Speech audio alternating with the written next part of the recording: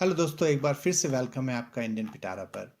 आज जो वीडियो आपके सामने पेश है ये यूपी बोर्ड की अंग्रेजी का जो 12वीं का सिलेबस है उसके ऊपर है। और इस वीडियो में हम देखेंगे कि कौन कौन से चैप्टर्स पेंडेमिक के कारण यूपी बोर्ड के सिलेबस से बाहर हो गया है और कौन कौन से चैप्टर्स हमको पढ़ने पड़ेंगे इस साल और किस तरीके के क्वेश्चंस आएंगे। इन बातों पे इस वीडियो में हम चर्चा करेंगे। तो जैसा कि आप जानते हैं, पेंडेमिक के कारण हर तरफ काफ़ी चेंजेस आए हैं। क्लासें पोस्टपोन हुई हैं, कई ऑनलाइन क्लासें चल रही हैं आजकल, क्योंकि स्कूल जाना पॉसिबल नहीं है, ट्रैवल नहीं कर सकते, मिलना जुलना मना है, सर्टेन जगह पे निश्चित संख्या से ज़्यादा जमा होना मना है। तो ये सारी बातें, तो इसी के कारण इस सिलेबस को 30% घटा दिया गया है, या कह लें कि 30 मार्क्स के जो पढ़ने वाली सामग्री थी उसको हटा लिया गया है। तो चलिए सबसे पहले देखते हैं उन लेसन्स को जिसे हटा लिया गया है। उसमें से पहला जो है the secret of health success and power, ये जो चैप्टर था इसको, और आई एम जॉन्स हार्ट, इसे, इन दो चैप्टर्स को इस साल के लिए हटा दिया गया है। आपको इन दो चैप्टर्स को पढ़ने की जरूरत नहीं है, इनमें से आपको क्वेश्चंस नहीं आएंगे। इंग्लिश पोइट्री में से 3 पोएम्स हटाई गई हैं आपके सिलेबस में से। उसमें से जो पहली पोएम है वो है an elegy return in a country churchyard. दूसरी पोएम है ला बेल डैम सोन्स मर्सी, और तीसरी पोएम का नाम है stopping by words on A snowy evening. तो ये जो 3 पोएम्स हैं ये भी आपको इस साल के सिलेबस में नहीं पढ़नी पड़ेगी, इसमें से आपको कोई प्रश्न नहीं पूछा जाएगा। शॉर्ट स्टोरी में से द स्पेशल एक्सपीरियंस नाम की जो स्टोरी थी उसको हटा लिया गया है। मुंशी प्रेमचंद की लिखी हुई ये कहानी थी जो कि आपको इस साल नहीं पढ़नी है। जो सबसे बड़ा भाग जो इस सिलेबस का हटाया गया है वो है the merchant of Venice, William Shakespeare का लिखा हुआ ड्रामा, जो कि शायद सबसे मुश्किल भी था, बहुत बड़ा भी था। तो इसको पूरी तरह से हटा लिया गया है। इसमें से कोई भी क्वेश्चन इस साल के लिए आपके एग्जाम में नहीं होंगे। तो ये तो हो गया कौन कौन से चैप्टर्स हैं जो कि हटा लिए गए हैं। अब हम आते हैं जो 70% का कंटेंट बाकी है हमारे पास, उसका जो क्वेश्चन पेपर होगा ऑब्वियसली वो 100 का ही होगा, क्योंकि सिर्फ चैप्टर्स हटाए गए हैं, मार्क्स नहीं हटाए गए हैं। ये नहीं है कि आपको 70% का सिलेबस करना है और उसमें से अगर आप 1/3 ले आएँ तो आप पास हो जाएंगे, ऐसा नहीं है। आपका जो क्वेश्चन पेपर होगा वो अभी भी 100 मार्क्स का ही होगा, और इसके लिए आपको अभी भी 3 घंटे का समय दिया जाएगा हल करने के लिए। तो सबसे पहले हम आते हैं प्रोज के अंतर्गत, जो सेक्शन ए के अंतर्गत आता है। इसमें आपको कौन कौन से क्वेश्चन आएंगे। तो प्रोज में आपको जो एक पैसेज दिया जाएगा उसको आपको रेफरेंस के साथ एक्सप्लेन करना होगा। उसमें आपके मैक्सिमम 10 मार्क्स तक होंगे। एक शॉर्ट आंसर वाला क्वेश्चन होगा जिसमें आपको 30 शब्दों से ज़्यादा का उत्तर नहीं लिखना है, उसमें आपको मैक्सिमम 5 मार्क्स मिलेंगे।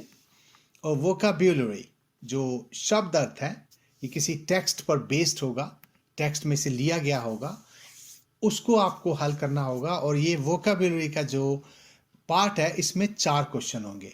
तो वोकाब्युलरी के अंदर आपको 4 छोटे छोटे क्वेश्चंस दिए जाएंगे और हर एक क्वेश्चन 1 मार्क का होगा। पोइट्री में मैक्सिमम आप 17 मार्क्स तक ला सकते हैं। उसमें एक क्वेश्चन में आपको एक्सप्लेन करना होगा रेफरेंस के साथ कि बताएं ये जो कविता का जो भाग दिया हुआ है इसे किसने लिखा था, ये क्या कह रही है, इसका कॉन्टेक्स्ट क्या है, इसको किसने लिखा था, इत्यादि। इसमें आपको मैक्सिमम 10 मार्क्स तक मिलेंगे। और एक क्वेश्चन में पोइट्री के आपको सेंट्रल आइडिया देना होगा कि ये जो कविता है ये क्या कह रही है, इसका भाव क्या है, इसका सेंट्रल पॉइंट क्या है। तो उसमें आपको मैक्सिमम 7 पॉइंट मिलेंगे। शॉर्ट स्टोरीज में जो बाकी की स्टोरीज हैं, जो मुंशी प्रेमचंद के अलावा और जो स्टोरीज हैं, उसमें आपको 2 छोटे क्वेश्चन पूछे जाएंगे और इसमें भी आपको 30 शब्दों से ज़्यादा का उत्तर नहीं देना है, और इन दोनों प्रश्नों में आपको 5-5 अंक मिलेंगे। फिगर्स ऑफ स्पीच, भाषा अलंकार जो है इंग्लिश की, उसमें से आपको simile, metaphor, personification, apostrophe, oxymoron, onomatopoeia और हाइपरबोली, ये जो फिगर ऑफ स्पीच के पार्ट्स हैं, इसमें से आपको क्वेश्चन पूछे जाएंगे। किसी एक के ऊपर एक क्वेश्चन पूछकर कहा जाएगा कि इनके दो एग्जाम्पल दो। जैसे मान लीजिए सिमिली आपसे कहेंगे क्या है, या मेटाफोर बताओ क्या है, तो आपको बताना है, डेफिनेशन देना है इसका, और इसके साथ ही दो एग्जाम्पल्स देने हैं। तो इस तरह इसमें मैक्सिमम आपके 4 मार्क्स होंगे।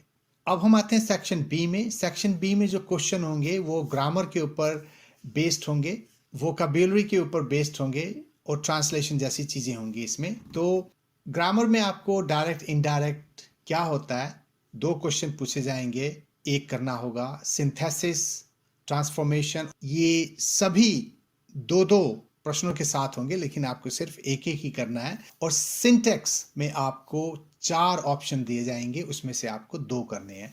तो ऊपर के जो 3 है ये, इसमें आपको 2 में से एक एक करना है, और सिंटेक्स वाले में आपको 4 में से 2 करने हैं, और इसमें मैक्सिमम मार्क्स आपको 8 मिल सकते हैं। तो वोकाबुलरी में आपको सिनोनिम्स आएंगे कि समान अर्थ वाले शब्द, एंटोनिम्स आएंगे विपरीत अर्थ वाले शब्द, होमोफोन्स आएंगे जो एक जैसे सुनने में लगते हैं, होमोफोन्स, उसके ऊपर क्वेश्चन होंगे।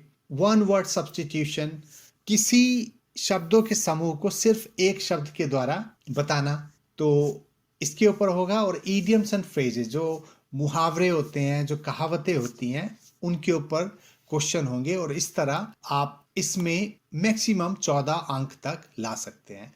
ट्रांसलेशन में हिंदी टू इंग्लिश आपको करनी होगी, और उसमें मैक्सिमम आपको 10 मार्क्स मिल सकते हैं। अब ये जो है किसी संक्षिप्त पद्यांश का सारांश, किसी गद्यांश का संक्षिप्त विवरण, अथवा 1500 ईस्वी के बाद अंग्रेजी साहित्य जो कि हिस्ट्री ऑफ इंग्लिश लिटरेचर पर आधारित होगा। यहाँ पे हिस्ट्री की जगह हिंदी लिखा हुआ है, तो ये गलत है। तो अगर आप अंग्रेजी साहित्य के लिए पढ़ रहे हैं, तो उसमें शायद ये जो किताबें हैं आपको अलग से पढ़नी हो, और इसलिए ट्रांसलेशन की जगह आपको इनमें से आए हुए प्रश्नों का उत्तर देना होगा। उसके बाद हम आते हैं एसे राइटिंग, जिसमें आपके मैक्सिमम 12 मार्क होंगे। अनसीन पैसेज, जिसमें से आपसे 2 क्वेश्चन पूछे जाएंगे, और हर एक प्रश्न 3-3 अंक का होगा। तो ऐसा करके आपको 6 अंक मिल सकते हैं। और एसे राइटिंग में जो टॉपिक्स होंगे वो होंगे जनसंख्या के ऊपर, पर्यावरण मतलब इन्वायरमेंट के ऊपर, हेल्थ रिलेटेड, और ट्रैफिक रूल्स क्या है उसके ऊपर आपको ऐसे लिखना पड़ेगा। तो ये जो है आपके क्वेश्चंस होंगे आपके अंग्रेजी के पेपर में। और जो लेसन्स अभी भी आपको पढ़ने हैं, उसमें ये देखिए जितने भी ये लेसन्स हैं, ये सारे आपको पढ़ने होंगे, कवर करने होंगे इस साल में। तो प्रोज में a girl with a basket, a fellow traveller, the homecoming, women's education, heritage of India, ये जो है 5 चैप्टर्स हैं आपके प्रोज में। पोइट्री में character of happy life, the true beauty, on his blindness, a lament, from the passing of Arthur, my heaven, ये आपके 6 जो कविताएं हैं ये होंगी। इंग्लिश शॉर्ट स्टोरीज में gold watch, astrologer's day, the lost child, ये 3 शॉर्ट स्टोरीज होंगी। और दोस्तों एक बात मैं आपसे विशेष करके बताना चाहता हूँ कि ये जो रिड्यूस किया हुआ सिलेबस, ये ऐसा नहीं है कि अब आने वाले सालों में भी यही लागू होगा। होपफुली जब ये पैंडेमिक थोड़ा कंट्रोल में आ जाएगा, या इसके ऊपर हमारी जीत होगी, तो उसके बाद यूपी बोर्ड आपके सिलेबस को पहले जैसा बना सकता है, या उसमें कुछ और चेंजेस कर सकता है, या पहले वाले चैप्टर्स को पूरी तरह से हटा के उसकी जगह कुछ नए चैप्टर आपके उसमें डाल सकता है। या हो सकता है कि जैसे अभी एनसीईआरटी की बुक्स क्लास 11 के लिए लागू की है इस साल से, तो हो सकता है कि अगले साल से इस सिलेबस को हटा के वो एनसीईआरटी का सिलेबस आपके लिए लागू कर दे। तो अभी कुछ नहीं कहा जा सकता कि क्या होना है, लेकिन जब तक आपके एग्जाम नहीं हो जाते तब तक आप इसी सिलेबस को फॉलो करें, जो कि यूपी बोर्ड से रिड्यूस्ड सिलेबस करके लागू हुआ है। तो होपफुली आपके लिए कुछ बातें थी जो शायद आपको पता चली हो इस वीडियो के द्वारा। और एक बात मैं आपसे और कहना चाहूँगा कि इनमें से कई जो वीडियो हैं जो कि आपके एग्जाम में आएंगे, वो ऑलरेडी इंडियन पिटारा पे मौजूद हैं। अगर आप उनसे कोई हेल्प लेना चाहें तो उसमें डायरेक्ट इनडायरेक्ट की मैंने बना के डाली हुई है। उसके बाद क्लास 12 के लगभग सारे के सारे जो चैप्टर्स हैं उसका हिंदी ट्रांसलेशन चैनल पे ऑलरेडी मौजूद है।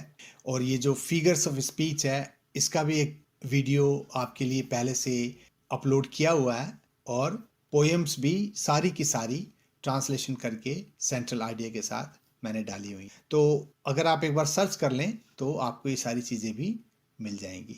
तो ज़रूर बताइएगा कैसा लगा, और हमेशा की तरह अच्छा लगा हो तो लाइक और सब्सक्राइब ज़रूर करना। जल्दी आपसे फिर मुलाकात होगी, तो गुड बाय।